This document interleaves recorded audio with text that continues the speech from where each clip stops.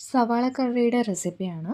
ആദ്യം ഒരു നോൺ സ്റ്റിക്കിൻ്റെ പാത്രത്തിലേക്ക് കുറച്ച് എണ്ണ ഒഴിച്ചിട്ട് കുറച്ച് കടുകും പിന്നെ അതേപോലെ തന്നെ കുറച്ച് ജീരകവും കൂടി ഇട്ട് അതൊന്ന് പൊട്ടിക്കഴിഞ്ഞ് വരുമ്പോഴേക്കും കുറച്ച് ഇഞ്ചിയും പിന്നെ അതേപോലെ തന്നെ ഗാർലിക്കും പിന്നെ പച്ചമുളകും പിന്നെ വേപ്പിലയും കൂടി ഇട്ടിട്ട് അത് ജസ്റ്റായിട്ടൊന്ന് ഇളക്കുക. അതൊന്ന് സോട്ട് ചെയ്ത് വരുമ്പോഴേക്കും നമ്മുടെ മെയിൻ സ്റ്റാർ ആയിട്ടുള്ള സവോള നമ്മളിങ്ങനെ അത് എടുത്തിടാം.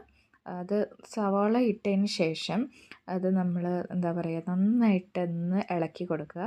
അത് മിക്സപ്പ് ആവുന്ന വരെ പിന്നെ അതേപോലെ തന്നെ അതിൻ്റെ അകത്തേക്ക് നമുക്ക് പൊടികൾ വേണമെങ്കിൽ ഇടാം, ഓപ്ഷണലാണ്. ഞാൻ കുറച്ച് ഉപ്പും അതേപോലെ തന്നെ കുറച്ച് മസാലയും കൂടി ഇട്ടിട്ട് അതൊന്ന് ഇളക്കി കൊടുക്കുന്നുണ്ട്. ഇതിനി ആ ഒരു ബ്രൗൺ കളർ എത്തുന്ന വരെ നമ്മൾ എന്താ പറയുക സ്ലോ കുക്ക് ചെയ്തുകൊണ്ടേ ഇരിക്കണം.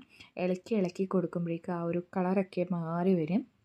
അപ്പം എന്താ പറയുക കുറച്ച് ടൈമും എന്താ പറയുക ക്ഷമയൊക്കെ വേണം. ലാസ്റ്റ് നമുക്ക് ചാറ് വേണമെങ്കിൽ കുറച്ച് വെള്ളം എടുക്കാം. ഞാൻ ഡ്രൈ ആയിട്ടാണ് ഇത് എടുക്കുന്നത്.